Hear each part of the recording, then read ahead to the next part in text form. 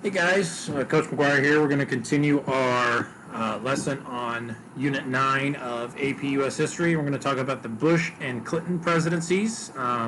These presidents are the ones who are responsible kind of for bringing America into the modern world that we know today that's so ingrained with technology, and they're also the presidents that bring us out of the Cold War and into the transition into kind of the world order we know today. So away we go. The Reagan era ends with Reagan being one of the most popular presidents in history. George H.W. Bush will become president after Reagan, and he was Reagan's vice president, so he is kind of able to win, running off of the support that Reagan had gained for the Republican Party. And it will also be Bush's job to bring about an end of the Cold War. Bush would carry on the legacy of Reagan by imposing no new taxes. He ran on the platform, and one of his famous sayings was, "Read my lips, no new taxes." So it was pretty clear he was trying to continue that trickle-down Reaganomics supply-side economic thing that we talked about in the last video.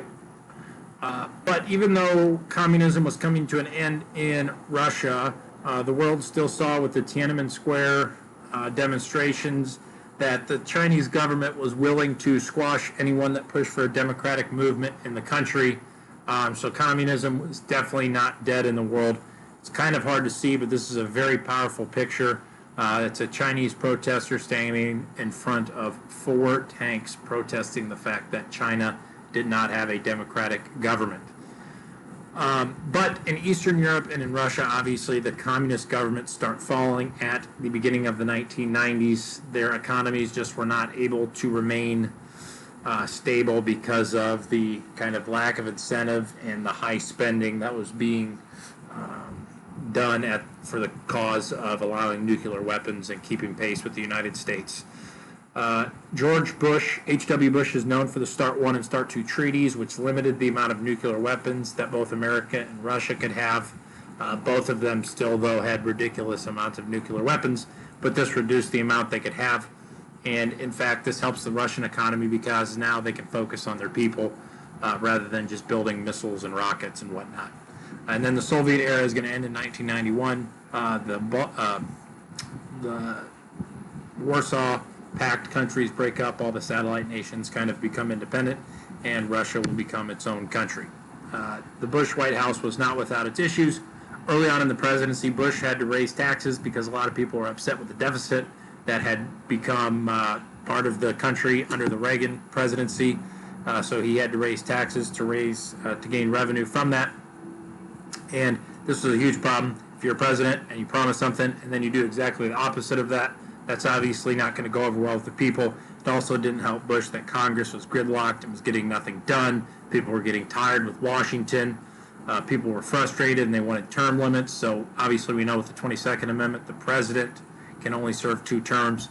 People wanted to see that with the Senate and House of Representatives, but that did not take place, even though it became very close to happening.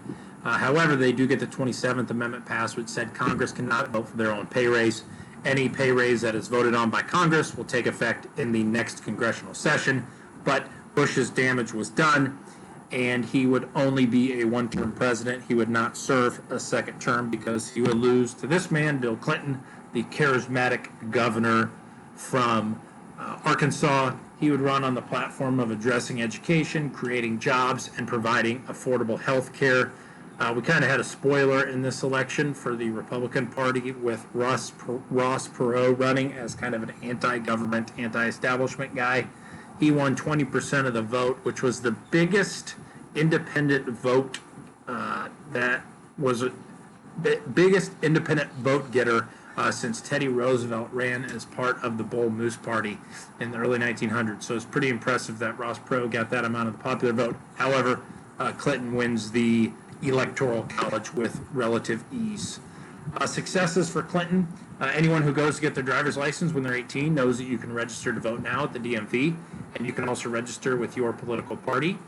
Clinton helped with crime prevention, also helped with gun violence by banning most assault weapons and causing people to have to wait in order to purchase a handgun.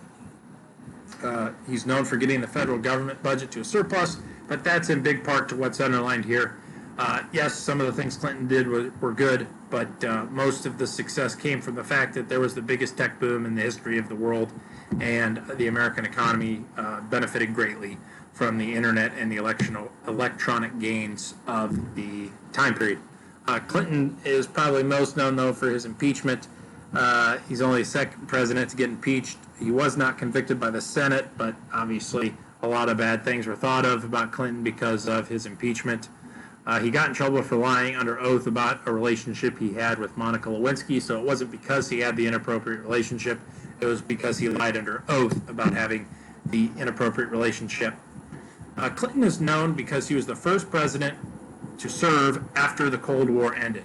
So even though it was peacetime, he would still have to intervene, but no longer did America have a clear enemy. You know, during the Cold War, the clear enemy was the Soviet Union and communism. Now there wasn't such a clear enemy, but Clinton dispatched forces to help people in Somalia. That's where the movie Black Hawk Down comes from.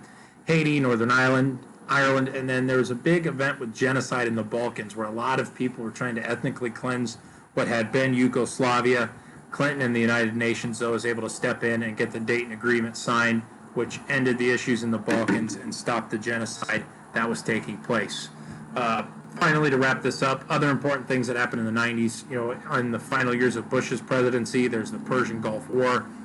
America is sent to invade or defend the oil fields of Kuwait when Iraq and Saddam Hussein tried to invade. That was important to keep our oil supply intact. Al-Qaeda and the Taliban start to rise to power in the Middle East, and as most of us know, those will become a rather large issue as we move into the 2000s.